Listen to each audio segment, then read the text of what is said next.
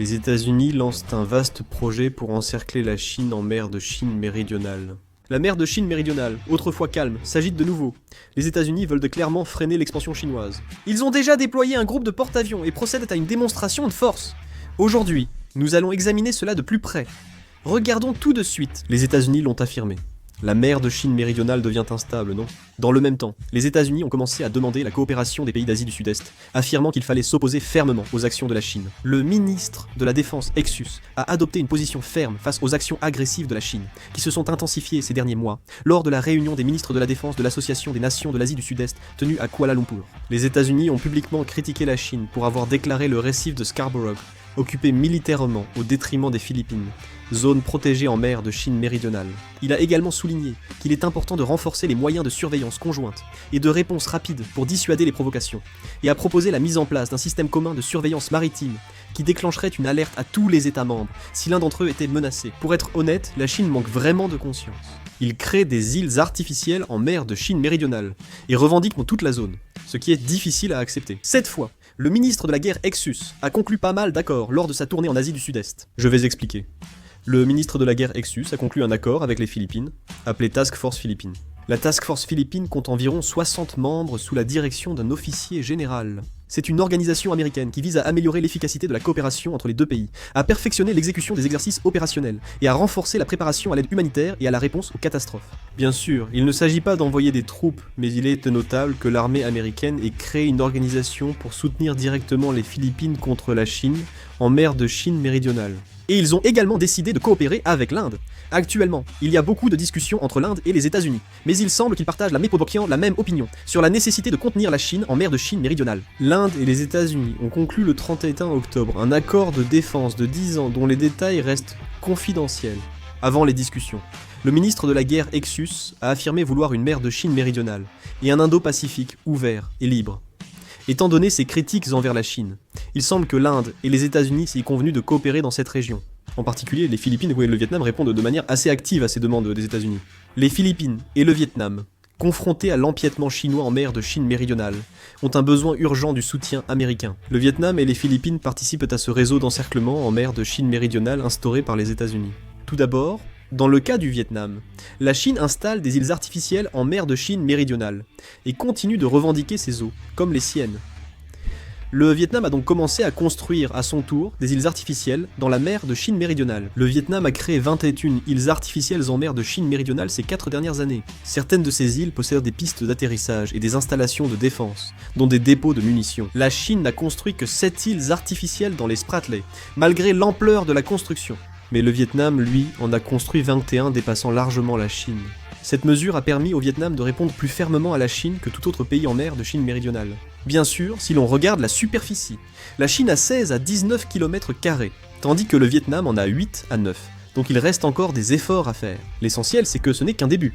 Les Philippines iront plus loin. Les Philippines ont précisé qu'elles devraient intervenir en cas d'invasion de Taïwan, et qu'il faut donc prévoir des mesures préventives. Romeo Bronner Jr., chef d'état-major des forces armées philippines, a affirmé en mai 2025 sur une base militaire du nord de Luzon qu'un plan d'action était nécessaire pour anticiper une possible invasion de Taïwan.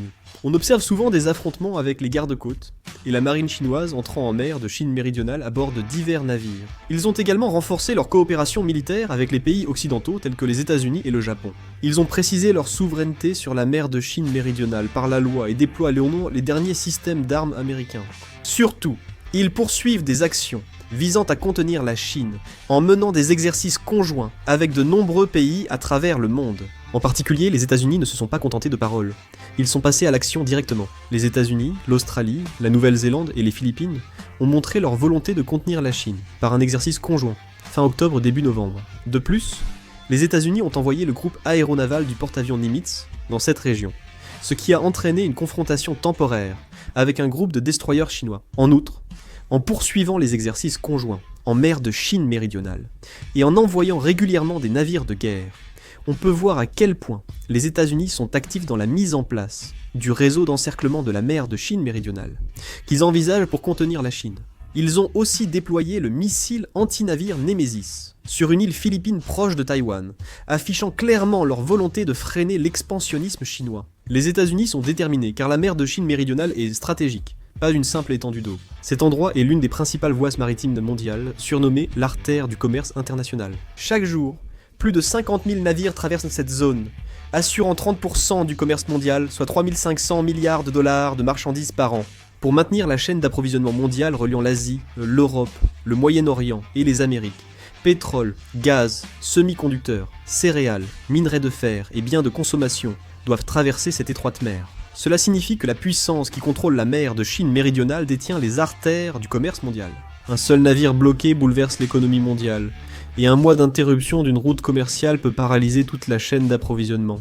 D'importantes ressources naturelles se trouvent sous la mer de Chine méridionale. Au moins 11 milliards de barils de pétrole et de grandes quantités de gaz naturel se trouvent sous la mer de Chine méridionale. Certaines études estiment que ces chiffres sont comparables à ceux de certaines régions pétrolifères du Moyen-Orient. En particulier, les environs des îles Paracels et des îles Spratleys sont considérés comme les zones ayant le plus grand potentiel d'extraction pétrolière, tout en possédant un écosystème marin riche. Si ces ressources sont entièrement exploitées, la Chine pourra réduire considérablement sa dépendance énergétique extérieure et menacer les chaînes d'approvisionnement en pétrole maritime des États-Unis. C'est précisément ce point qui effraie le plus les États-Unis. La mer de Chine méridionale n'est pas seulement une voie commerciale, mais elle deviendra aussi le point de bascule de la domination énergétique future. Les États-Unis créent avec leurs alliés un réseau de surveillance maritime, renforcent la liberté de navigation et utilisent drones et satellites pour surveiller la mer de Chine méridionale. Si les États-Unis perdent le contrôle de cette mer, ils perdront leur stratégie Asie-Pacifique, et la Chine en profitera pour compléter sa route maritime de la soie. Dans ce cas, la Chine prendra une longueur d'avance sur l'hégémonie américaine. En plus, la puissance navale de la Chine devient également un problème majeur car elle devient trop forte. Le troisième porte-avions chinois, le Fujian, est désormais en service. La Chine compte ainsi 3 générations de porte-avions. Le Fujian est le premier à disposer d'une catapulte électromagnétique. La Chine est désormais le deuxième pays, après les États-Unis, à avoir le plus de porte-avions. Avec le Fujian, la Chine peut désormais mener des opérations navales bien plus larges. L'entrée en service du Fujian montre la volonté de la Chine de défier l'hégémonie maritime américaine et de prendre l'initiative dans le détroit de Taïwan, les mers de Chine orientale et méridionale, ainsi que dans le Pacifique. La Chine vise 4 groupes aéronavals d'ici 2030 et prévoit 6 porte-avions d'ici 2035, devenant la deuxième puissance navale après les États-Unis. En plus de cela, la Chine produit un nombre impressionnant de navires de guerre. Par exemple, elle construit simultanément 10 sous-marins nucléaires lanceurs d'engins, et plusieurs dizaines de navires de guerre entrent en service chaque année. En 2030, la flotte américaine aura 304 navires de guerre contre 435 pour la Chine. Bien sûr, certains disent que ce n'est pas grave, car la technologie américaine est supérieure, mais il faut reconnaître que l'industrie navale américaine est en situation de déclin. La puissance navale de la Chine se développe à une vitesse incroyable, et c'est une situation qu'on ne peut pas prendre à la légère. Les États-Unis, conscients de cela, essaient de contenir la Chine en mer de Chine méridionale tant que leur puissance navale est encore supérieure. À l'avenir, les États-Unis ne reculeront pas en mer de Chine méridionale. Au contraire, ils seront encore plus stratégiques et offensifs. Les États-Unis ont déjà un grand plan en tête. Achever un réseau de blocus maritimes qui leur permettra de surveiller et de contrôler entièrement la mer de Chine méridionale. Jusqu'ici, seuls des travaux préliminaires étaient réalisés.